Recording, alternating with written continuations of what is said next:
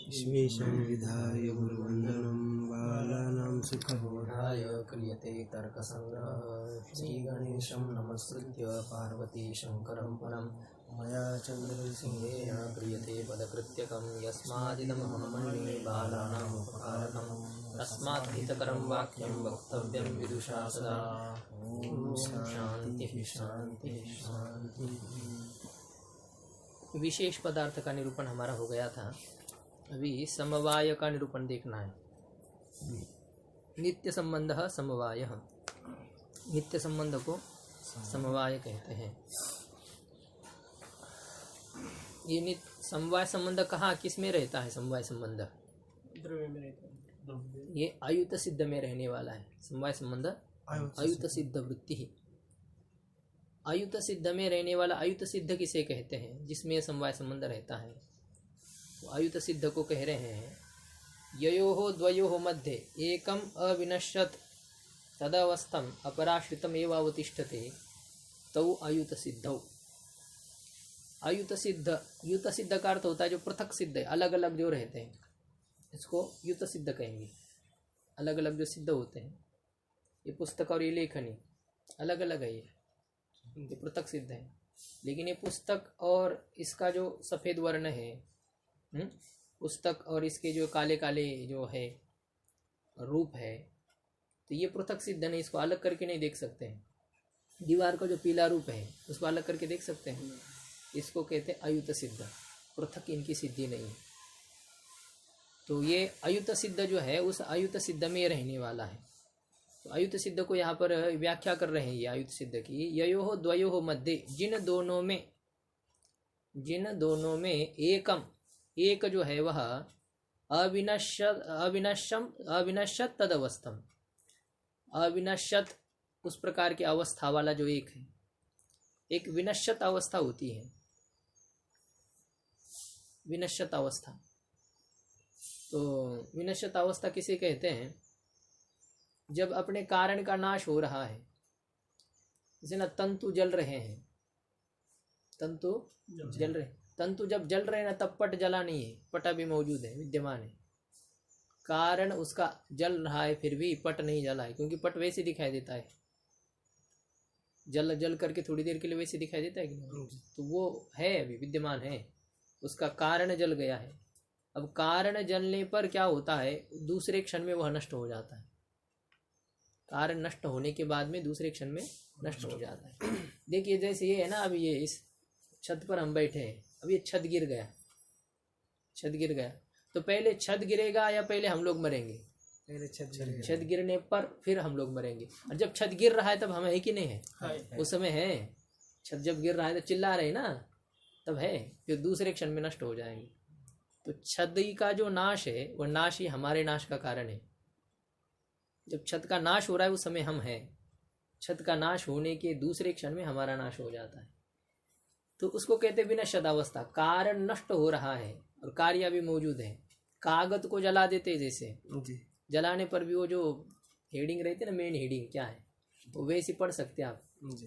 चूल्हे में डाल दिया है, उसको जल रहा है, फिर भी आप वो पढ़ रहे हैं क्या है उसके ऊपर, कुछ क्षण के लिए वो रहता है। तो कारण नष्ट हो रहा है लेकिन कार्य है। तो कारण नष्ट होने पर भी कार्य की जो स्थिति होती है उस स्थिति को कहते हैं विनश्यत अवस्था।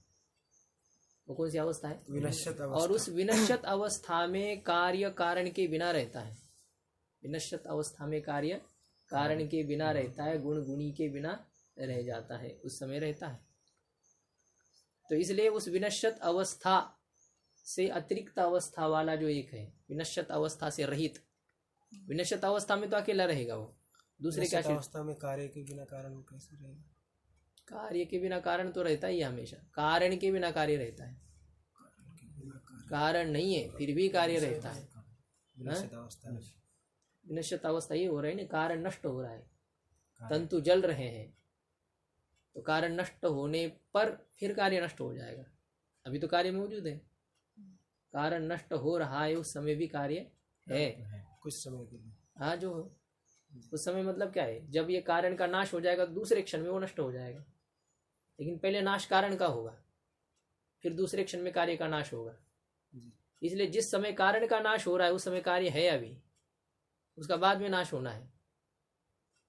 तो यहाँ ये जो अवस्था है कारण के नाश की अवस्था, कारण जब नष्ट हो रहा है उस समय ये जो कार्य है ना, ये कार्य इस कारण में आश्रित नहीं है, कारण के बिना ये मौजूद है यहाँ पर, क्योंकि कारण तो नष्ट हो रहा है, वो तो है ही नहीं ना, नष्ट हो रहा है तो उसका अस्तित्व नहीं है अभी। हमको घट में क्यों नहीं घट में नहीं दिखता? घट में क्या दिखना है? घट में भी जब कपाल के टुकड़े आप कर रहे हैं, कपाल के 2 टुकड़े हो गए, तो उस समय थोड़ी देर के लिए घट है, कपाल के 2 भाग हो गए, फिर भी क्या है? घट है, रहता है। जैसे होता है ना कभी कभी उसका ये हो गया है, मतलब वो अलग नहीं हुए, फिर भी उसमें एक पड़ जाता है, उसमें कहते हैं दरारें पड़ गए, ऐसे वो अलग हो गया। फिर आप वैसे जमा करके रखेंगे ना तो ऐसा लगेगा घट है, पूरी तरह से ऐसे लगता है पूरा है, वो 2 टुकड़े हो चुके हैं। तो कपाल नष्ट होने पर भी कुछ क्षण के लिए घट रहता है, वो कुछ एक अब ये है वैसा कि वैसा कार्य वैसा करना वो नहीं हो पाता है उसमें, लेकिन कुछ के लिए रहता है। इनका नियम है कि कारण के नाश से कार्य का नाश हो जाएगा, ऐसा वे कहते हैं। कारण का नाश होने पर कार्य जब नष्ट होगा तो कारण के नाश क्षण में कार्य रहता है, और वह कारण के बिना रहता है। तो कार्य हमेशा कारण में आश्रित रहता है किंतु विनश्यत अवस्था को छोड़ करके, गुण हमेशा गुणी में आश्रित रहता है किंतु विनश्यत अवस्था को छोड़ करके। ये होती विनश्यत अवस्था, जब अपने कारण का नाश हो रहा है, अपने कारण के नाश क्षण में भी वह पदार्थ जो मौजूद है, तो उस पदार्थ की जो अवस्था है उसको कहेंगे विनश्यत अवस्था। कारण नष्ट हो रहा है तो उस विनश्यत अवस्था में कार्य दूसरे में आश्रित नहीं रहता है, कार्य कारण में आश्रित नहीं रहता है, लेकिन उस अवस्था को छोड़ करके हमेशा कार्य कारण में आश्रित रहता है। तो जिन दोनों में, चाहे वो कार्य कारण हो, चाहे वो गुण गुणी हो, चाहे वो जाति व्यक्ति हो, चाहे वो विशेष नित्य द्रव्य हो, जितने 5 का समवाय संबंध होता है, समवाय संबंध के प्रतियोगी कितने हैं? 5 है। द्रव्य का समवाय संबंध होता है, गुण का समवाय संबंध होता है, जाति का समवाय संबंध होता है, और कर्म का समवाय संबंध होता है, क्रिया का समवाय संबंध होता है, और विशेष का समवाय संबंध होता है। घट द्रव्य का समवाय संबंध किसमें है? कपाल में है। गुण का समवाय संबंध किसमें है? गुणी में है। क्रिया का समवाय संबंध किसमें है? क्रियावान में है। राम जो क्रिया कर रहा है उसमें क्रियावान में समवाय संबंध है। सामान्य जाति का समवाय संबंध किसमें है? द्रव्य गुण कर्म में है। और विशेष का समवाय संबंध नित्य द्रव्य में है। विशेष कहा रहते नित्य द्रव्य वृत्तय व्यावर्तका विशेषः। तो ये विशेषों का समवाय संबंध नित्य द्रव्य में होता है। तो ये इनको आयुध सिद्ध कहेंगे। कार्य कारण, गुण गुणी, क्रिया क्रियावान, जाति व्यक्ति, विशेष और नित्य द्रव्य, ये होते आयुध सिद्ध। और ये आयुध सिद्ध क्यों है? क्योंकि इन दोनों में, चाहे कार्य कारण हो, चाहे गुण गुणी हो, चाहे क्रिया क्रियावान हो, जाति व्यक्ति हो, ये जाति व्यक्ति और ये विशेष नित्य द्रव्य, इसमें विशेष नित्य द्रव्य तो नित्य ही रहते हैं, ये विशेष भी नित्य है और नित्य द्रव्य भी नित्य है। इसलिए अवयव किसके अंतर्गत आएगा? हाँ, ये कार्य कारण में, कार्य कारण के अंतर्गत घट और कपाल जैसे है, तो ये कार्य कारण है। तो इसमें विशेष और नित्य द्रव्य जो होते हैं, इन दोनों में से किसी एक का नाश कभी होता ही नहीं, इसलिए हमेशा ही विशेष नित्य द्रव्य में आश्रित बना रहेगा, नित्य रहेगा। ये आयुध सिद्ध हमेशा ही है। लेकिन इन बाकी में से क्या होता है, दोनों में से कोई एक नष्ट हो जाता है। कभी ऐसा है कार्य नष्ट हो जाता है, कारण रहता है, कभी कारण नष्ट हो जाता है, कार्य रहता है। दोनों ही बातें होती है। कार्य नष्ट हो गया लेकिन कारण है, जैसे घट को तोड़ दिया है आपने, ऐसा भी कह सकते हैं। हाँ, ये उल्टा हो गया था हमारा, उसमें घट के 2 टुकड़े किए आपने, तो घट फूट गया है लेकिन कपाल है, तो कार्य नष्ट होने पर भी कारण रहता है। ये पट है ना, इसके तंतु तंतु अलग करके रखिए, पट रहेगा? पट नहीं रहेगा। तंतु रहेंगे? तंतु रहेंगे। कार्य का नाश हो गया किंतु कारण मौजूद है। तो कभी कार्य का नाश होकर के कारण रहता है, और कभी यह भी बात बनती है कि कारण नष्ट हो गया है, कार्य रहता है एक क्षण के लिए, ज्यादा नहीं। कार्य के बिना कारण तो बहुत समय तक रह सकता है, 2 टुकड़े आपके पास बहुत समय तक रहेंगे, लेकिन कपाल के बिना जो घट रहना है वो कुछ क्षण के लिए रहता है, ऐसा है। वेदांत में इसको बाधितानुवृत्ति कहते हैं। थोड़ी देर के लिए वो वैसा दिखाई देता है, अज्ञान निवृत्त हो चुका है लेकिन उसकी विक्षेप शक्ति बाकी है, इसलिए जगत दिखाई दे रहा है। लेकिन अभी उसकी दृष्टि पहले जैसी नहीं रही है। पहले वो उसको सत्य समझता था, अभी उसको ऐसे मिथ्या समझता है, लेकिन दिखाई देगा, वो पता चलने पर भी वो दिखाई देगा। तो वो होती है कुछ क्षण के लिए, मतलब जब तक प्रारब्ध है तब तक वो उसको दिखाई देता है। तो ऐसे यहाँ पर क्या है, कारण नष्ट होने पर भी कुछ क्षण के लिए कार्य रहता है, तो वह जो अवस्था है उस अवस्था को कहते हैं विनश्यत अवस्था। और उस विनश्यत अवस्था को छोड़ करके कार्य कारण में ही आश्रित रहता है। विनश्यत अवस्था को छोड़ करके गुण गुणी में ही आश्रित रहता है। गुणी भी द्रव्य ही है, तो कभी द्रव्य का नाश हो रहा है लेकिन उसका गुण है ना। आपको बताया कि कागज जल रहा है लेकिन उसका कालापन और जो सब अक्षर दिखाई दे रहे हैं आपको, इसका मतलब गुण मौजूद है अभी। तो गुणी नष्ट होने पर भी गुण कभी रहे तो उसको विनश्यत अवस्था कहेंगे। और उस अवस्था में यद्यपि गुण गुणी के बिना रहता है, लेकिन उस अवस्था के अलावा कभी भी गुण गुणी के बिना नहीं रहता है। तो एक विनश्यत अवस्था से अतिरिक्त अवस्था वाला जो एक है, विनश्यत अवस्था से अतिरिक्त अवस्था वाला जो एक, वह दूसरे के आश्रित ही बना रहता है। जिन दोनों में विनश्यत अवस्था से अतिरिक्त अवस्था वाला एक दूसरे में आश्रित ही बना रहता है। विनश्यत अवस्था को छोड़ करके समझ लेना, विनश्यत अवस्था को छोड़ करके जिन दोनों में एक दूसरे में ही आश्रित रहता है, तो उन दोनों को आयुत सिद्ध कहते हैं। वे दोनों आयुत सिद्ध है, जो एक दूसरे के आश्रित ही है, केवल एक अवस्था को छोड़ करके। उसी क्षण में वे एक दूसरे के बिना रह सकते हैं, किंतु उसके बिना यदि दो मौजूद है वे दोनों, तो वे दोनों हमेशा साथ ही रहेंगे। घट घटत्व कभी अलग नहीं हो सकते हैं। घट है और घटत्व नहीं है, ऐसा कभी नहीं हो सकता है। ये रहता ही है। और घटत्व है तो घट भी है। ऐसे घटत्व जाति यद्यपि नित्य, और कभी कभी सृष्टि के उत्पत्ति के समय में घट नहीं है, फिर भी घटत्व जाति तो रह सकती है, और वो घट के समय अभिव्यक्त हो जाती है। घट उत्पन्न होने पर ही घटत्व जाति प्रकट हो जाती है, अभिव्यक्त हो जाती है। तो जब घट और घटत्व मौजूद है, कभी है, तो वो हमेशा एक साथ ही है। ये नहीं कि घटत्व उधर चला गया गंगा जी के तरफ और एक घट इधर गया नीलकंठ, तो ये कभी नहीं होता है। घटत्व और घट एक दूसरे को छोड़ करके कभी नहीं रहते हैं। तो ये इसको आयुत सिद्ध कहते हैं। तो ये 5 आयुत सिद्ध हैं। कार्य कारण अर्थात अवयव अवयवी, गुण गुणी, क्रिया क्रियावान, जाति व्यक्ति, विशेष और नित्य द्रव्य, ये जो होते हैं ये 5 आयुत सिद्ध है। तो आयुत सिद्ध वृत्ति ययोः द्वयोः मध्ये एकम अविनश्यत तद अवस्थम अपराश्रितम एवं अवतिष्ठते।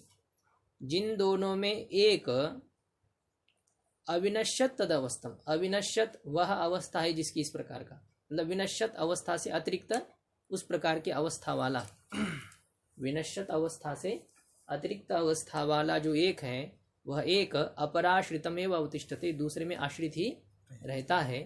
तो तौ अयुत सिद्धौ, उन दोनों को अयुत सिद्ध कहते हैं। यथा उदाहरण दे रहे हैं, अवयवावयविनौ, अवयव और अवयवी ये आयुत सिद्ध है। गुण और गुणिनौ, गुण गुणी आयुत सिद्ध है। क्रिया क्रियावंतौ, क्रिया और क्रियावान आयुत सिद्ध है। जाति व्यक्ति, विशेष और नित्य द्रव्य च, तो ये 5 जो है ये आयुत सिद्ध हैं। और इन आयुत सिद्धों का जो संबंध होता है उसी को समवाय कहते हैं।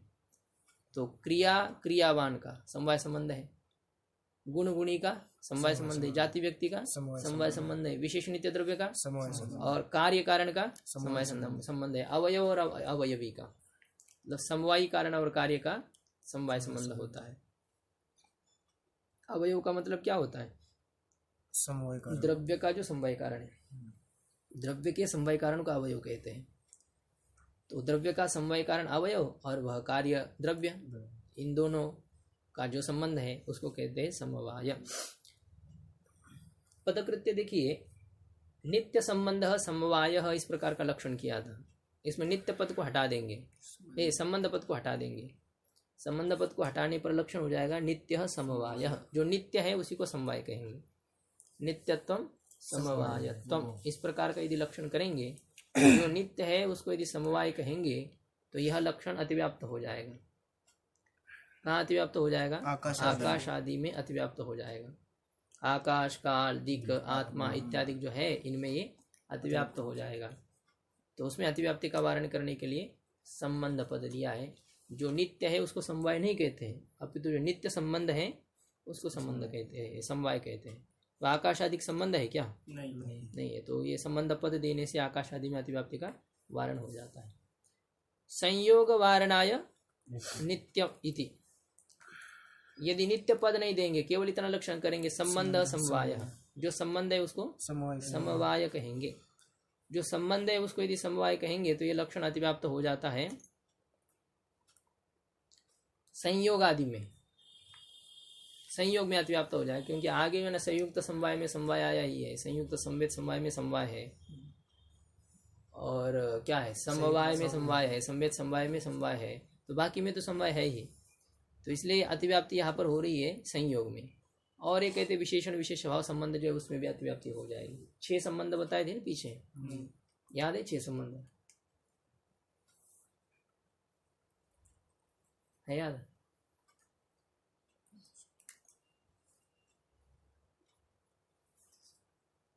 समवायः, संयुक्त समवायः, संयुक्त समवेत समवायः, विशेषण विशेष। याद रहना चाहिए। संयोग, संयुक्त समवाय, संयुक्त समवेत समवाय, समवाय, समवेत समवाय और विशेषण विशेष भाव, ये जो 6 संबंध है, इनमें जो संबंध है उसको यदि समवाय कहेंगे तो ये लक्षण संयोग में अतिव्याप्त होगा और विशेषण विशेष भाव संबंध में अतिव्याप्त हो जाएगा। बीच में तो समवाय है ही है, इसलिए उसमें अतिव्याप्ति का प्रश्न नहीं उठाया। तो जो संबंध है उसको यदि समवाय कहेंगे तो ये संयोग में अतिव्याप्ति हो जाएगी। तो संयोग में अतिव्याप्ति का वारण करने के लिए कौन सा पद दिया है? नित्य संबंध। नित्य संबंध को समवाय कहते हैं। ये नित्य पद देने से संयोग में अतिव्याप्ति नहीं होगी, क्योंकि आपको बताया था यहाँ संयोग जो है ना, वो एक जो नित्य संयोग है वो संयोग यहाँ पर नहीं विचार किया जाता है। तर्क संग्रह में जो आकाश और आत्मा का नित्य संयोग है उसकी चर्चा नहीं है। जो संयुक्त इस प्रकार के व्यवहार के प्रति कारण होता है, जो पहले नहीं था अभी बन जाता है, उसको ही संयोग यहाँ पर कहना है। जो हमेशा है उसको संयोग नहीं कहते, और हमेशा उसको संयोग कहेंगे तो फिर नित्य पद देने पर भी उसमें अतिव्याप्ति बनी रहेगी। इसलिए अनित्य जो संयोग है उसी को यहाँ पर संयोग शब्द का वाच्य समझ लेना है। उसको स्वरूप संबंध देंगे, आकाश और मन का नहीं, वो तो संयोग ही है। 2 द्रव्य का जो संबंध होता है वो तो संयोग ही रहता है, लेकिन उसकी चर्चा हमें यहाँ नहीं करनी, हम उसको लक्ष्य नहीं कर रहे अभी। संयोग कहने से वह संबंध आना चाहिए, लेकिन हम उस संयोग की चर्चा ही नहीं कर रहे, हमें अनित्य संयोग की बात करनी है। जैसे पहले किया ना, इंद्रियार्थ सन्निकर्ष जन्यम ज्ञानम प्रत्यक्षम। अब ईश्वर का भी तो प्रत्यक्ष ज्ञान है, लेकिन हम ईश्वर के प्रत्यक्ष की चर्चा नहीं कर रहे, हम तो अपने प्रत्यक्ष की बात कर रहे हैं। इसलिए हमारा लक्षण जो है ये हमारे प्रत्यक्ष को विषय कर रहा है, ईश्वर के प्रत्यक्ष को विषय नहीं कर रहा है। इसी प्रकार से यह संयोग जो है वह अनित्य संयोग को ही विषय कर रहा है, नित्य संयोग की चर्चा नहीं है। होता है वो भी संयोग ही होता है। आत्मा और मन का जो संयोग होगा, आत्मा और आकाश का जो संबंध होगा वो संयोग ही होगा 2 द्रव्यों का। तो नित्य संबंध जो है उसको समवाय कहेंगे तो भी अब यहाँ पर आपत्ति दिखा रहे हैं। स्वरूप संबंध होता है, स्वरूप संबंध भी तो नित्य है। स्वरूप संबंध जैसे है ना, आकाशत्व, आकाश में किस संबंध से रहेगा? स्वरूप संबंध से रहेगा, क्योंकि वो जाति नहीं है। जाति व्यक्ति होती तो समवाय संबंध होता। और कालिक संबंध, दैशिक संबंध, विशेषण विशेष भाव संबंध, ये सब स्वरूप संबंध है। और वे उसमें कालिक संबंध नित्य संबंध है, दैशिक संबंध ये कुछ नित्य संबंध भी उसमें है। तो आकाश में जाति कभी भी नहीं रहेगी, आकाश में दूसरी जाति रहती, द्रव्यत्व जाति रहती, सत्ता जाति रहती, आकाशत्व जाति उसमें नहीं। उसका जो अपना धर्म है वो जाति नहीं, जाति उसमें रहती है। जैसे पृथ्वी में पृथ्वीत्व जाति है, वैसे आकाश में आकाशत्व नहीं है। वायु में वायुत्व है, तेज में तेजस्व है, आत्मा में आत्मत्व है, जल में जलत्व है। वैसे आकाश में आकाशत्व नहीं है, काल में कालत्व, जाति नहीं है, धर्म है। उसमें रहने वाला वो धर्म है, उसको उपाधि कहते हैं। उपाधि अभी आकाश में रहने वाली जो आकाशत्व है वो उपाधि है, जो वो स्वरूप संबंध से रहती है। ऐसे इसमें 2 प्रकार वे करते हैं। जात्यात्मक एक धर्म होता है, एक उपाधि स्वरूप धर्म होता है, तो वो तो स्वरूप संबंध से रहेगा, जाति नहीं तो स्वरूप संबंध से रहना है उसको। तो जो नित्य संबंध है उसको समवाय कहेंगे, तो ये स्वरूप संबंध में अतिव्याप्ति हो रही है। उस स्वरूप संबंध में अतिव्याप्ति का वारण करने के लिए तद भिन्न इत्यपि बोध्यम, तद भिन्न इस प्रकार से भी आप समझना चाहिए। स्वरूप संबंध भिन्नत्वे सति नित्य संबंधत्वम समवायत्वम, स्वरूप संबंध से भिन्न होते हुए जो नित्य संबंध है उसको समवाय कहते हैं, ऐसा ही लक्षण है।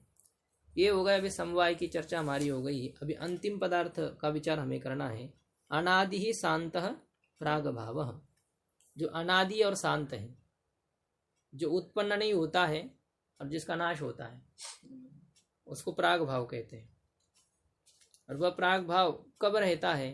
कहते उत्पत्ति पूर्वम कार्यस्य, कार्य के उत्पत्ति के पहले जो कार्य का अभाव होता है उस अभाव को प्राग भाव ऐसा कहते हैं। वो कब से अभाव है? अनादि है, उसका कोई शादी नहीं। और कब तक रहता है वह कार्य का प्राग भाव? कब तक रहता है?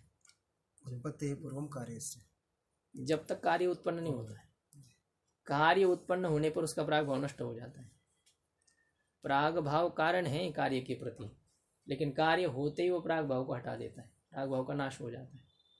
वृश्चिक प्रसूति न्याय जैसे है, बिच्छू के जो बच्चे ना उसका पेट फाड़ करके बाहर आ जाते हैं, उसकी माँ मर जाती है उस समय। हर बार ऐसी है, एक माँ को जाना है, जब बच्चे पैदा होंगे तब ऐसा होता है। इसी प्रकार से क्या है, जैसे कार्य उत्पन्न होता है प्राग भाव को नष्ट कर देता है। वृश्चिक का कुछ क्या न्याय है? वृश्चिक प्रसूति, वृश्चिक प्रसूति न्याय, बिच्छू की प्रसूति। प्रसूति जानते हैं ना, प्रसूति ना मतलब बच्चे पैदा करना, तो ये ऐसा होता है। वो उसको नष्ट करके फिर आ जाते बाहर, उसका पेट फाड़ करके आ जाते हैं। और दूसरी कोई है ही नहीं वहाँ पर, वैसे ही पद्धति ऐसी है, भगवान ने ऐसे बनाया है, वैसे कर देते हैं। तो इसमें ये है उत्पत्ति ही, कार्य के उत्पत्ति से पहले प्राग भाव रहता है और कार्य उत्पन्न होने पर वो प्राग भाव नष्ट हो जाता है। तो प्राग भाव शांत है और अनादि है। अनादि शांत जो अभाव है वो प्राग भाव है। प्राग भाव लक्ष्यति, प्राग भाव का लक्षण करते हो अनादि, इस प्रकार से कहा। अच्छा, अनादि शांत ऐसा जो प्राग भाव को कहा, उसमें से अनादि पद को हटा दीजिए, यानी कि जो शांत है उसी को प्राग भाव कहेंगे, जो नष्ट होता है उसको प्राग भाव कहेंगे। तो जो नष्ट होता है उसको प्राग भाव यदि कहेंगे तो ये लक्षण कहाँ अतिव्याप्त हो जाएगा? घटादि में लक्षण अतिव्याप्त हो जाएगा। जो नष्ट होता है उसको प्राग भाव कहेंगे, तो घटादि भी नष्ट होते हैं, उनको भी प्राग भाव कहना पड़ेगा। सब कार्य ले सकते हैं घटादि से, कितने भी कार्य। हाँ, अब बताया ना आपको, उनके मुख में सबसे पहला शब्द घटी आता है, नहीं आएगा। उनका अभ्यास है विचारों को, क्या करेंगे, बहुत सारे कार्य है लेकिन अब वो घटादि को ही रखते हैं। और बहुत सारे ऐसे भी पढ़ाने वाले भी एक छोटा मोटा जो ना ये रखते हैं, ऐसे रखते हैं, वो देखो घट ऐसे। हर बार दृष्टांत उसी को देना पड़ेगा ना, तो आपके सामने इसको घट कहना पड़ता है, इसको घट कहना पड़ता है। इसकी अपेक्षा से एक छोटा सा रखना ही है, उसको घट कहते हैं। ये देखो, ये घटादि वारणा है, ये घटादि में अतिव्याप्ति हो रही है। जैसे सदात्मानंद स्वामी जाते थे पहले कैलाश में, तो अच्छे पढ़ाते थे। ठंडी के समय में कभी आते थे स्वामी जी, जाते थे बाहर तो वो पढ़ाते थे। तो वो ऐसा करते थे, उन्होंने ऐसा वो रखा, तो पास में रखना है उन्होंने बोला, वो होता है तो फिर अच्छा रहता है समझाने के लिए। घटादि वारणाय प्रथम धर्म, जो शांत है उसको यदि प्राग भाव कहेंगे तो लक्षण कहाँ अतिव्याप्त हो जाएगा? घटादि में। तो इसलिए अनादि पद दिया है। अब अनादि पद देने से घटादि में अतिव्याप्ति नहीं होगी।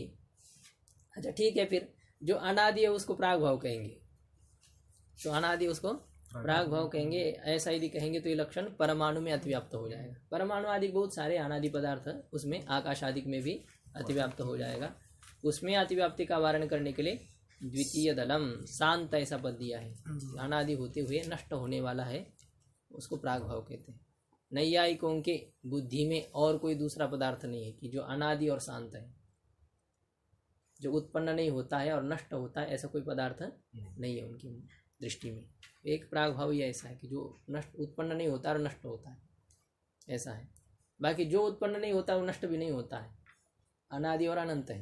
प्राग भाव के अलावा जितने पदार्थ हैं, जो उत्पन्न नहीं होता है वो नष्ट नहीं होता है,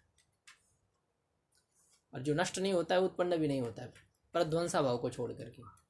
प्रध्वंसा ऐसा है उनका, वो नष्ट नहीं होता है किंतु उत्पन्न होता है। उत्पन्न होकर के नष्ट न होने वाला एक पदार्थ है, और उत्पन्न न होकर के नष्ट होने वाला एक पदार्थ है। प्राग भाव प्रध्वंस भाव, उसके अलावा और कोई पदार्थ उनके पास नहीं है। ऐसे ननु प्राग भाव कस्मिन काले अस्ति, पूर्व पक्षी शंका कर रहा है प्राग भाव कब रहता है, किस काल में रहता है प्राग भाव।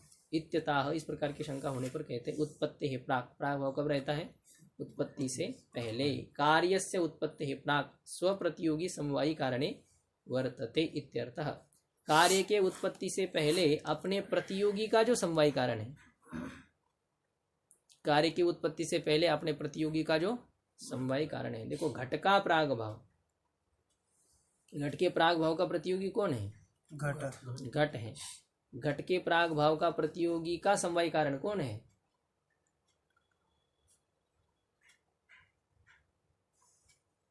घट के प्राग भाव का प्रतियोगी कौन है, घट। उसका समवाय कारण कौन है, कपाल। घट के प्राग भाव के प्रतियोगी का समवाय कारण कौन है, कपाल। घट के प्राग भाव के प्रतियोगी का समवाय कारण कपाल है। तो घट का प्राग भाव जो है वह घट के उत्पत्ति से पहले घट के समवाय कारण में रहता है। घट के उत्पत्ति से पहले घट का प्राग भाव कहाँ रहता है, घट के समवाय कारण में। घट क्या है, प्राग भाव का प्रतियोगी है। तो अपना प्रतियोगी जो घट, उस प्रतियोगी का जो समवाय कारण कपाल, और उस कपाल में रहता है कौन, प्राग भाव। कब रहता है, कार्य के उत्पत्ति से पहले, घट के उत्पत्ति से पहले।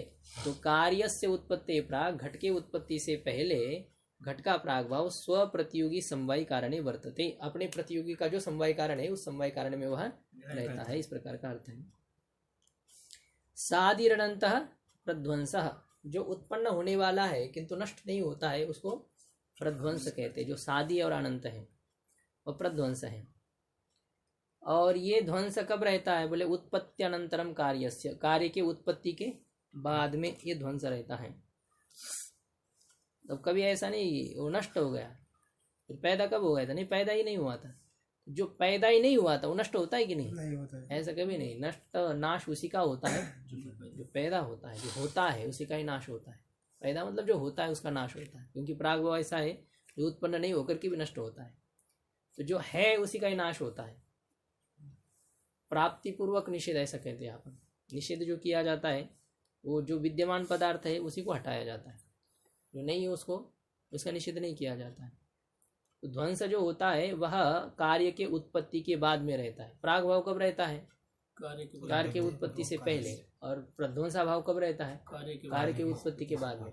तो कार्य की उत्पत्ति के बाद में एक अर्थ ये नहीं कि कार्य काल में वो रहेगा। ये सब तीनों के काल होते हैं। घट का अपना एक काल है, घट के प्राग भाव का एक काल है, और घट के ध्वंस का एक काल है। ये इन तीनों में से किसी न किसी का कार्यकाल हमेशा रहता है। जिस समय घट का प्राग भाव है उस समय घट अथवा घट का ध्वंस नहीं रहता है। जिस समय घट रहता है उस समय घट का प्राग भाव भी नहीं और घट का ध्वंस भी नहीं है। और जब घट नहीं रहा तो घट का ध्वंस रहेगा, और जब घट का ध्वंस हो गया तो न घट है न घट का प्राग भाव है। प्राग भाव तो पहले नष्ट हो चुका था और घट अभी अभी नष्ट हो चुका है, तो कौन रहेगा, घट का ध्वंस रहेगा। कब तक रहेगा, अनंत काल तक। तो घट के जब घट नष्ट हो गया उसके बाद में उसका ध्वंस ही रहेगा अनंत काल तक। और जब घट उत्पन्न नहीं हुआ था उससे पहले अनादिकाल तक जो है वो क्या है, प्राग भावी है। बीच में केवल घट का काल होता है अपना। तो ये है, इसलिए कार्य के उत्पत्ति के बाद का मतलब होता है कार्य उत्पन्न होकर के जब वो नष्ट हो चुका है तो उस समय उत्पत्ति, उसका अपना कार्यकाल पूरा हो गया। घट आदि का जो अपना कार्यकाल रहता है वो जब पूरा हो जाता है तो फिर उसका ध्वंस काल आरंभ हो जाता है। ऐसे होता है। तो अपने उत्पत्ति हर एक आदमी का ऐसे होता है, उसके उत्पत्ति पूर्व समय, उसके विद्यमान समय और उसके बाद वाला समय। ऐसे किसी संत आदि का देखते हम, उनके उत्पत्ति के पहले वाली स्थिति क्या थी। चरित्र पढ़ते ना, बहुत सारे स्थानों पर ऐसा विचार करते हैं कि प्राककालीन भारत, उनके पूर्व जन्म के पूर्व का भारत, या उनके समय का भारत, उनके बाद का। तो ये जो होता है तीन काल हमेशा रहते हैं। उन महाविभूति जो कोई है उस विभूति के पहले उत्पत्ति का पूर्व समय, उनका कार्यकाल और उनके अनंतर काल, ऐसे तीन काल होते हैं। इसलिए प्रध्वंस जो रहता है वो कार्य के काल के अनंतर समय में वह रहता है प्रध्वंस। तो उत्पत्ति अनंतरम कार्य से, ध्वंस का लक्षण करते वो सादी और अनंत है। अब इसमें कहते जो सादी है उसको प्रध्वंस कहेंगे। सादी प्रध्वंस इस प्रकार का लक्षण करेंगे। किस पद को हटा देंगे? अनंत अनंत पद को हटा देंगे तो किस में अतिव्याप्ति हो जाएगी? घटादि में अतिव्याप्ति हो जाएगी, क्योंकि घट उत्पन्न होता है क्या? होता है। तो जो सादी है उसको ध्वंस कहेंगे तो घटादि में अतिव्याप्ति होगी। उस अतिव्याप्ति का वारण करने के लिए लक्षण में अनंत पद दिया है। आदि से उत्पन्न कैसे ले रहे गुरु? शादी आदिना सहवर्तित शादी है, उत्पत्ति वाला जो होता है ना उसको शादी कहते हैं। क्या है वो? तेन तुल्येति सहयोगे, सह तेन सहित तुल्य योगे, इसे समास होता है तेन सहित तुल्य योगे, उसके साथ। तो आदिना सहवर्तते शादी ही, उत्पत्ति वाला जो है उसी को ध्वंस कहेंगे। ये लक्षण का अतिव्याप्त हो जाएगा। घटादि में अतिव्याप्ति का वारण करने के लिए अनंत पद दिया है। अच्छा, जो अनंत है उसको ध्वंस कहेंगे, जो नष्ट नहीं होता है उसको ध्वंस कहेंगे। तो ये लक्षण आत्मा आदि में अतिव्याप्त हो जाएगा। आत्मा, आकाश, काल, दीप, परमाणु ये सब अनंत है, और जो अनंत है उसको यदि ध्वंस कहेंगे तो लक्षण कहाँ अतिव्याप्त हो रहा है? आत्मा आदि में अतिव्याप्त हो रहा है। तो उसमें अतिव्याप्ति का वारण करने के लिए सादी पद दिया है। तो आत्मादिक सादी है कि नहीं है? आत्मादि शादी नहीं, शादी नहीं। तो सादी पद देने से आत्मादि में अतिव्याप्ति का वारण नहीं होता है। गाड़ी चलाने वाला कैसे चलाता है? झपकी लेता है बीच में? नहीं, झपकी लेना मतलब कहाँ पहुंच जाएगा वो। तो इसी प्रकार सतर्क रहना चाहिए पाठ में, थोड़ा भी अनवधान इधर उधर नहीं होना चाहिए। वो वैसे तो न्याय के पाठ में तो बहुत सतर्कता चाहिए, तब वो पकड़ में आ जाता है। ढीलापन हो तो फिर वो चला जाता है। कार्यस्य उत्पत्त्यानंतरम स्वप्रतियोगी समवायी कारण वृत्ति इत्यर्थः, वह उत्पत्ति के बाद में रहता है। ध्वंस कब रहता है? कार्य के उत्पत्ति के बाद में। का अर्थ है कार्य के उत्पत्ति के बाद अपने प्रतियोगी के समवाय कारण में रहता है। प्राग भाव जिस प्रकार से अपने प्रतियोगी के समवाय कारण में रहता है, ऐसा ध्वंस भी अपने प्रतियोगी के समवाय कारण में रहता है। ऐसा है, ध्वंस अपने प्रतियोगी के समवाय कारण। घट का ध्वंस हो गया तो ध्वंस कहाँ रहेगा? अभी कपाल में रहेगा। ध्वंस, घट के ध्वंस का प्रतियोगी कौन है? घट है। उसका समवाय कारण कौन है? कपाल है। तो स्वप्रतियोगी समवाय कारण कौन है यहाँ पर? घट ध्वंस का स्वप्रतियोगी समवाय कारण कपाल है। उस कपाल में वो रहता है, अपने प्रतियोगी के समवाय कारण में वो रहता है। और ये ध्वंस होगा, ये कैसे पता चलेगा हमें? तो वो जैसे यह घट है, इस प्रकार ये घट की प्रतीति है। इयम लेखनी, ये घट विषय ज्ञान है। इयम लेखनी, इदम पुस्तकम, ये पुस्तक विषय ज्ञान है। तो ऐसे ध्वंस की प्रतीति कैसे होती है? ये ध्वंस है कैसे हम समझे? जो उसकी प्रतीति होती है ध्वस्तः घटः ध्वस्तः, इस प्रकार के प्रतीति का विषय होता है ध्वंस। नष्ट हो गया, इस प्रकार के ज्ञान का विषय होता है ध्वंस। ये घट है, ये पट है, इस प्रकार की प्रतीति का विषय होता है घटपट। उसको दिखा नहीं सकते ध्वंस को। इसी प्रकार से कहना क्या कहेंगे उसको? ध्वस्ता है, नष्ट हो गया, ऐसे इस प्रकार से उसको कहा जाता है। ये नष्ट हो गया, उसको जो कहना है ना, आपको शब्द प्रयोग करना है। अरे ये घट है ध्वस्ता, घट नष्ट हो गया, देखो घट नष्ट हो गया। ये घट है, जैसे दूसरे को आप कहते हैं कि अरे देखो ये घट है यहाँ पर, तो इसी प्रकार से घट के घट नष्ट हो चुका है तो फिर क्या कहेंगे? अरे ये घट नष्ट हो गया, इस प्रकार से कहेंगे। तो ध्वस्ता इस प्रकार के शब्द का प्रयोग करते हैं ध्वंस को सूचित करने के लिए। जैसे प्राग भाव को सूचित करना है तो कहते हैं घटो भविष्यति, यह कपाले घटो भविष्यति, इस कपाल में घट होगा। अब हम जा रहे हैं, देखो ये टुकड़े टुकड़े बना करके रखे इसने, अब आते आते ये घट बन जाएगा इसमें।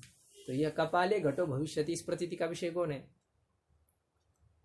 ज्ञान का विषय कौन है? घट का प्राग भाव है।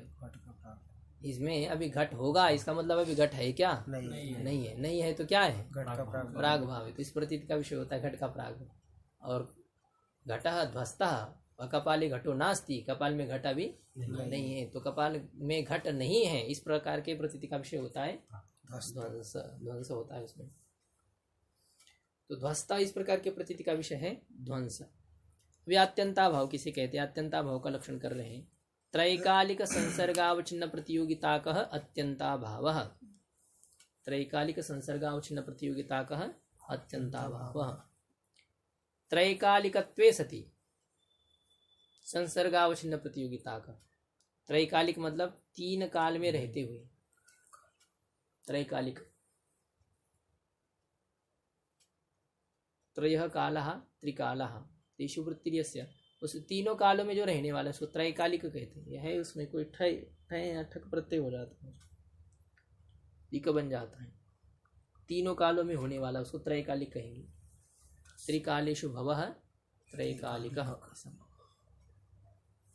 काला ठै ऐसा है ना, ठस्य को काले कालवाचक जो शब्द उसको ठै होता है और ठसे का सूत्र सीख हो जाता है। ठीक है, तो ये ठै जब प्रत्यय होगा तो इक होने पर और आदि वृद्धि करने पर त्रैकालिक बन जाता है, जो तीनों कालों में रहने वाला है। जो पदार्थ तीनों कालों में रहता है उसको नित्य कहते हैं। जो तीनों कालों में रहता है उसको क्या कहते हैं? नित्य है। तो जो नित्य होते हुए संसर्गावच्छिन्न प्रतियोगिता वाला है। काल यहाँ से कौन से काल लेंगे? हाँ, प्रागभाव। तीनों काल है। कौन से होते हैं? भूतकाल, वर्तमान काल, भविष्यत काल। पहले था, अभी है, आगे रहेगा। वो पदार्थ नित्य है। ऐसे होता है। पहले से था, आकाश पहले था, अभी है, बाद में रहेगा, नित्य है। ऐसे।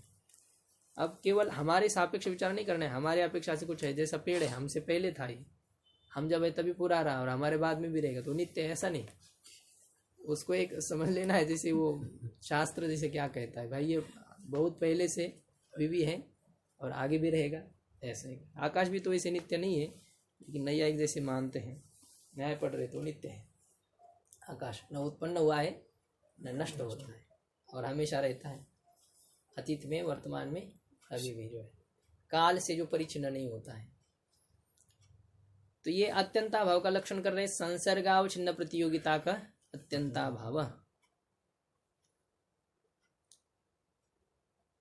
संसर्गावच्छिन्न प्रतियोगिता वाला जो होता है, संसर्ग शब्द का अर्थ होता है यहाँ पर तादात्म्य से अतिरिक्त संबंध।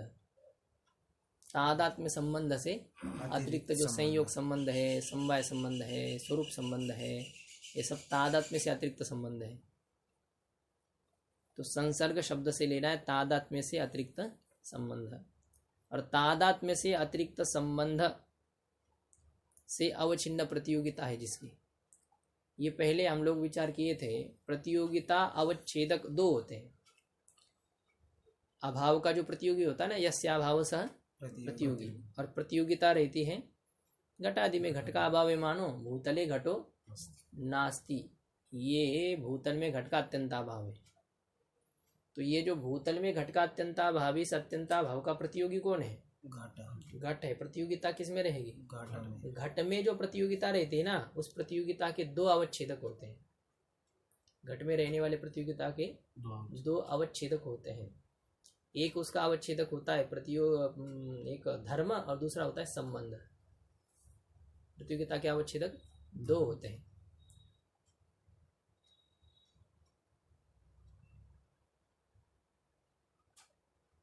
मतलब प्रतियोगिता के समान देश में जो रहने वाला धर्म है, प्रतियोगिता जहाँ रहती है उसी स्थान में रहने वाला जो धर्म है, वह है प्रतियोगिता का अवच्छेदक धर्म।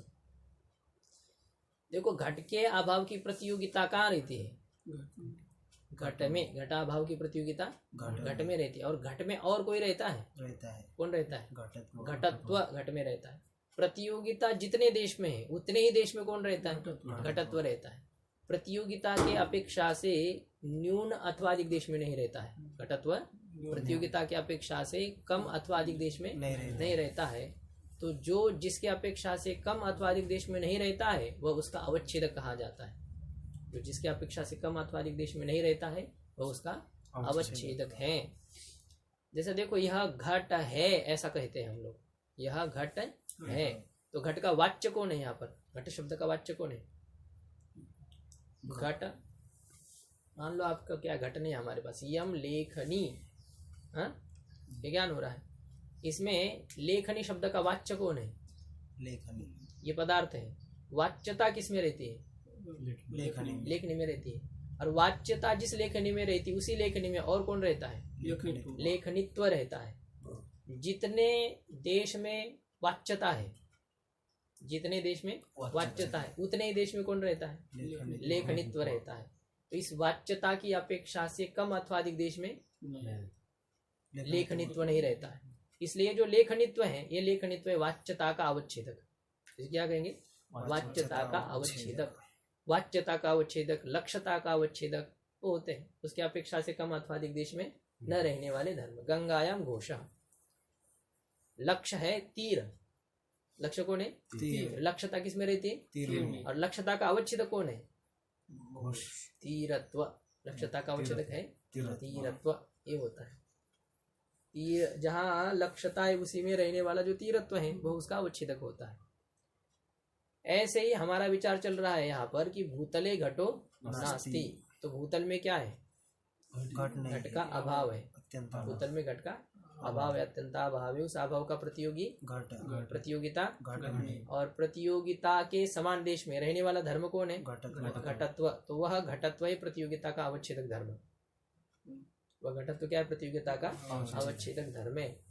तो घटनिष्ठ जो घटात्यंता भाव की प्रतियोगिता है उस प्रतियोगिता का अवच्छेदक धर्म कौन है? घटत्व है। और जो धर्म जिसका अवच्छेदक होता है, जो धर्म जिसका अवच्छेदक होता है वह उससे अवच्छिन्न कहा जाता है। वह उससे अवच्छिन्न है। घटत्व किसका अवच्छेदक है?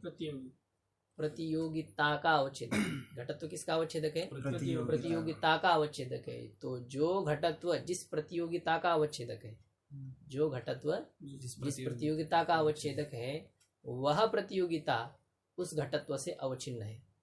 वह प्रतियोगिता उस घटत्व से अवच्छिन्न है। यो धर्म यस्यावच्छेदकः सह तद धर्मावच्छिन्नः। नया बुद्धि में तो जो धर्म जिसका अवच्छेदक होता है वह उससे अवच्छिन्न होता है। तो प्रतियोगिता घटत्व से, प्रतियोगिता का अवच्छेदक घटत्व है। घटा भाव की जो घटनिष्ठ प्रतियोगिता है उस प्रतियोगिता का अवच्छेदक घटत्व है। तो उस घटत्व से अवच्छिन्न कौन है? घट है प्रतियोगिता। घटत्व से अवच्छिन्न है प्रतियोगिता। उस प्रतियोगिता को कहेंगे घटत्वावच्छिन्न प्रतियोगिता। क्या कहेंगे? घटत्वावच्छिन्न प्रतियोगिता। और ये जो घटत्वावच्छिन्न प्रतियोगिता घट में है ये किससे संपादित है, किससे निरूपित है? ये घट को जो आपने प्रतियोगी कहा वो किसके कारण से कहा है? भूतले घटो नास्ति, अभाव के कारण से। देखो इसको ये बालक है, इसको आप पुत्र कह रहे हैं, या कोई आदमी इसको आप पिता कह रहे हो, तो उसमें पितृत्व का संपादक कौन है?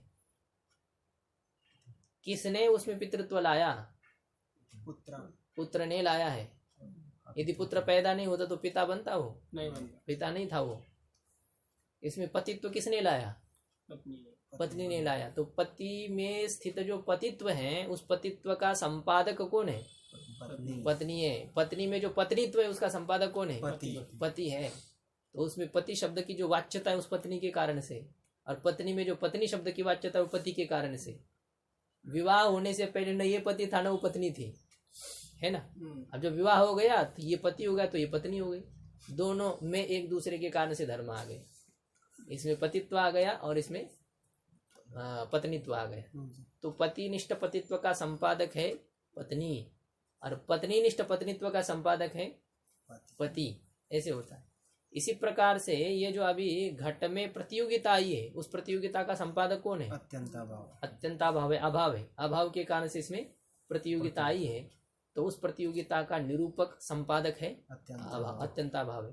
तो घटत्वावच्छिन्न प्रतियोगिता का जो निरूपक है या घटत्वावच्छिन्न प्रतियोगिता जिससे निरूपित है वह है घटत्वावच्छिन्न प्रतियोगिता का। उसको कब प्रत्यय करेंगे? उग्री समास में। घटत्वावच्छिन्न प्रतियोगिता यस्याभावस्य स भावः घटत्वावच्छिन्न प्रतियोगिता कः। तो भूतले घटो नास्ति, इस अभाव को कैसे कह सकते हैं? घटत्वावच्छिन्न प्रतियोगिता का अभाव कह सकते हैं। तो ये हमने विचार किया अभी, प्रतियोगिता का अवच्छेदक एक धर्म होता है। प्रतियोगिता जहाँ है उस स्थान में रहने वाला जो धर्म उसको प्रतियोगिता अवच्छेदक धर्म कहेंगे, जो उस प्रतियोगिता की अपेक्षा से कम अथवा अधिक देश में न रहने वाला हो।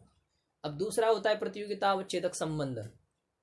प्रतियोगिता अवच्छेदक संबंध, प्रतियोगिता के दो अवच्छेदक है, एक धर्म और एक संबंध। तो प्रतियोगिता अवच्छेदक संबंध किसे कहते हैं? बोले जिस संबंध से प्रतियोगी वहां नहीं रहता है, जिस संबंध से प्रतियोगी नहीं नहीं रहता है उसको कहेंगे प्रतियोगिता अवच्छेदक संबंध। एक लेखनी है, ये लेखनी या इस पुस्तक में है कि नहीं है है, किस संबंध से? संयोग संबंध। संयोग संबंध से। समवाय संबंध से लेखनी है क्या यहाँ पर? नहीं। नहीं, समवाय संबंध से लेखनी कहाँ रहती पता है? समवाय संबंध से लेखनी कहाँ रहेगी? समय समय हाँ उसी कारण लेखनी हाँ, अपने समवाय कारण जो अवयव है इसमें रहती है। तो ये पुस्तक में संयोग संबंध से लेखनी रहती है? रहती है। समवाय संबंध से लेखनी नहीं रहती। तो यहाँ समवाय संबंध से लेखनी है नहीं, तो जिस संबंध से वहां लेखनी नहीं रहेगी, जिस संबंध से लेखनी नहीं रहेगी उस संबंध को कहेंगे प्रतियोगिता अवच्छेदक संबंध। जिस संबंध से लेखनी नहीं है उसको क्या कहेंगे? प्रतियोगिता अवच्छेदक संबंध कहेंगे। ये लेखनी का अभाव जिस संबंध से है उसको नहीं प्रतियोगिता अवच्छेदक संबंध कहते। लेखनी का अभाव इस पुस्तक में किस संबंध से रहेगा? समवाय संबंध से। वो स्वरूप संबंध से रहता है। लेखनी का अभाव पुस्तक में किस संबंध से रहेगा? स्वरूप संबंध से। किंतु लेखनी पुस्तक में किस संबंध से नहीं है? समवाय संबंध से। लेखनी पुस्तक में समवाय संबंध से नहीं है। तो जिस संबंध से प्रतियोगी वहां नहीं रहता है, जिस संबंध से प्रतियोगी वहां पर नहीं रहता है उसको कहते प्रतियोगिता अवच्छेदक संबंध। तो लेखनी समवाय संबंध से पुस्तक में नहीं है तो वो समवाय संबंध है प्रतियोगिता का अवच्छेदक संबंध। लेखनी का जो अत्यंता भाव है पुस्तक में, उस लेखनी के अत्यंता भाव का प्रतियोगी कौन है? लेखनी है। प्रतियोगिता किसमें है? लेखनी में। और इस प्रतियोगिता का अवच्छेदक संबंध है समवाय। प्रतियोगिता अवच्छेदक संबंध कौन है? समवाय। क्योंकि जिस संबंध से प्रतियोगी नहीं है उसको प्रतियोगिता अवच्छेदक संबंध कहते हैं। तो लेखनी किस संबंध से नहीं है? यहाँ पर समवाय संबंध से नहीं है। तो वो समवाय संबंध है लेखनी निष्ठ प्रतियोगिता का अवच्छेदक। तो समवाय संबंध क्या है? लेखनी में रहने वाले प्रतियोगिता का अवच्छेदक। कौन? समवाय संबंध। तो अभी लेखनी निष्ठ प्रतियोगिता का अवच्छेदक कौन है? समवाय संबंध। उससे अवच्छिन्न कौन है? लेखनी। समवाय संबंध किसका अवच्छेदक है? लेखनी। समवाय संबंध किसका अवच्छेदक है? लेखनी निष्ठ प्रतियोगिता का अवच्छेदक कौन है? समवाय संबंध है। समवाय संबंध किसका अवच्छेदक है? लेखनी निष्ठ प्रतियोगिता का। लेखनी निष्ठ प्रतियोगिता का अवच्छेदक कौन है? समवाय संबंध। समवाय संबंध किसका अवच्छेदक है? लेखनी निष्ठ प्रतियोगिता का। लेखनी निष्ठ प्रतियोगिता का अवच्छेदक कौन है? समवाय संबंध। समवाय संबंध। तो लेखनी निष्ठ प्रतियोगिता का अवच्छेदक है समवाय समवाय संबंध। समवाय संबंध किसका अवच्छेदक है? लेखनी निष्ठ प्रतियोगिता का। तो उस समवाय संबंध से अवच्छिन्न कौन है? लेखनी निष्ठ प्रतियोगिता। लेखनी निष्ठ प्रतियोगिता। लेखनी निष्ठ प्रतियोगिता कैसी हो गई? समवाय संबंधावच्छिन्न हो गई। समवाय संबंधावच्छिन्न। पहली हो गई थी लेखनित्व अवच्छिन्न। लेखनित्व भी प्रतियोगिता अवच्छेदक धर्म था। और अब ये प्रतियोगिता अवच्छेदक संबंध है समवाय। तो समवाय संबंधावच्छिन्न कौन है? प्रतियोगिता। समवाय संबंध से अवच्छिन्न कौन है? प्रतियोगिता। और ऐसी प्रतियोगिता जिससे निरूपित है, ऐसी प्रतियोगिता है जिस अभाव की, उस अभाव को कहेंगे समवाय संबंधावच्छिन्न प्रतियोगिता कह। क्या कहेंगे? समवाय संबंधावच्छिन्न प्रतियोगिता कह। तो भूतले घटो नास्ति कहेंगे तो फिर घटत्वावच्छिन्न प्रतियोगिता कह, संयोग संबंधावच्छिन्न प्रतियोगिता कह। जो अभाव है उसको अत्यंताभाव कहेंगे, है ना। इस प्रकार से कह रहे संसर्गावच्छिन्न प्रतियोगिता कह। तो संसर्ग का अर्थ तादात्म्य संबंध से अतिरिक्त संबंध से अवच्छिन्न प्रतियोगिता है जिस अभाव की, उस अभाव को कहेंगे अत्यंताभाव। जैसे उदाहरण दिया भूतले घटो नास्ति। तो भूतले घटो नास्ति, इसमें कौन सा अभाव है? घट का कौन सा अभाव है भूतल में? अत्यंताभाव। इस अत्यंताभाव का प्रतियोगिता अवच्छेदक संबंध कौन सा है? घटत्व। प्रतियोगिता अवच्छेदक संबंध है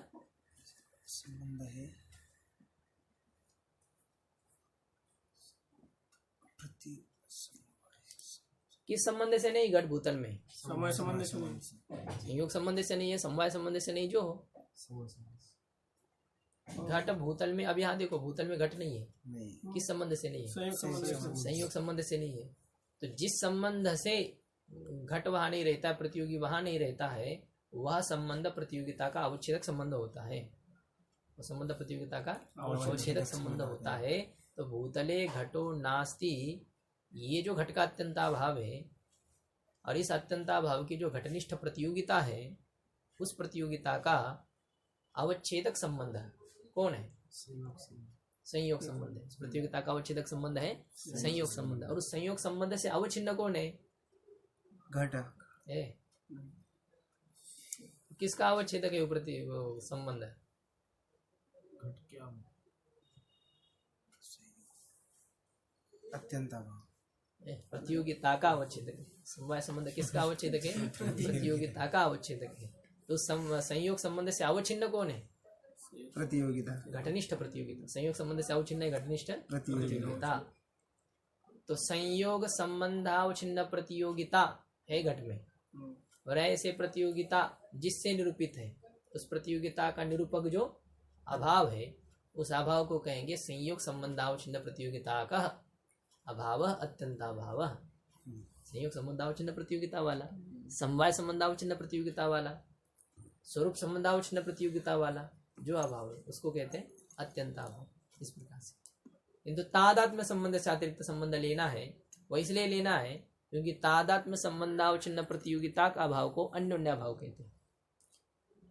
जिस प्रतियोगिता का अवच्छेदक तादात्म्य संबंध हो, ऐसे तादात्म्य संबंध से अवच्छिन्न प्रतियोगिता वाले अभाव को कौन सा अभाव कहते हैं? अत्यंत अभाव, अन्योन्याभाव कहते हैं। तादात्म्य संबंध से अवच्छिन्न प्रतियोगिता वाले अभाव को अन्योन्याभाव कहते हैं, और तादात्म्य से अतिरिक्त संबंध जिसका प्रतियोगिता अवच्छेदक हो, उससे अवच्छिन्न प्रतियोगिता वाले अभाव को अत्यंताभाव कहते हैं। तो भूतले घटो नास्ति इस प्रकार से किया है। भूतले घटो नास्ति, इसमें प्रतियोगिता अवच्छेदक संबंध ये समझ में नहीं आया। प्रतियोगी कौन है भूतले घटो नास्ति में? घटा घट। प्रतियोगिता किस में रहेगी? घट में। घट में। घट में प्रतियोगिता रहती है। अब प्रतियोगिता अवच्छेदक संबंध किसे कहते हैं? जिस संबंध से प्रतियोगी नहीं रहता है, जिस संबंध से प्रतियोगी नहीं रहता है उसको कहते हैं प्रतियोगिता अवच्छेदक संबंध। तो घट भूतल में किस संबंध से नहीं रहता है? संयोग संबंध से भूतल में घट नहीं रहता है। तो जिस संबंध से नहीं रहता है वह प्रतियोगिता का अवच्छेदक संबंध है। घटनिष्ठ जो प्रतियोगिता है, घटाभाव की प्रतियोगिता किस में रहती है? घट में रहती है। तो घट में रहने वाली जो प्रतियोगिता, उस प्रतियोगिता का अवच्छेदक संबंध संयोग है। क्यों? क्योंकि जिस संबंध से प्रतियोगी नहीं रहता है उस संबंध को प्रतियोगिता अवच्छेदक संबंध कहते हैं। जिस संबंध से प्रतियोगी नहीं रहता है उस संबंध को प्रतियोगिता अवच्छेदक संबंध कहते हैं। तो घट रूपी प्रतियोगी किस संबंध से नहीं है भूतल में? संयोग संबंध से। तो जिस संबंध से प्रतियोगी नहीं है वह प्रतियोगिता अवच्छेदक संबंध है। तो घटनिष्ठ प्रतियोगिता का अवच्छेदक संबंध कौन है? संयोग संबंध है। समझ में आ रहा है? जिस संबंध से प्रतियोगी नहीं रहता है उस संबंध को प्रतियोगिता अवच्छेदक संबंध कहते हैं। तो संयोग संबंध से घट नहीं है तो प्रतियोगिता अवच्छेदक संबंध संयोग है। अब देखो संयोग संबंध हो गया घटनिष्ठ प्रतियोगिता का अवच्छेदक संबंध। तो जो जिसका अवच्छेदक होता है वो उससे अवच्छिन्न होता है। ये नियम अब यहाँ से लागू करना है। तो घटनिष्ठ प्रतियोगिता का अवच्छेदक संयोग संबंध है, तो उस संयोग संबंध से अवच्छिन्न कौन है?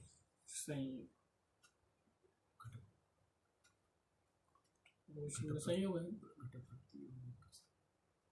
संयोग किसका अवच्छेदक है? संयोग संबंध किसका अवच्छेदक है? घटनिष्ठ प्रतियोगिता। घटनिष्ठ प्रतियोगिता का अवच्छेदक है। तो घटनिष्ठ प्रतियोगिता का अवच्छेदक है संयोग संबंध। तो संयोग संबंध जिसका अवच्छेदक है, संयोग संबंध जिसका अवच्छेदक है वह संयोग संबंध से अवच्छिन्न है।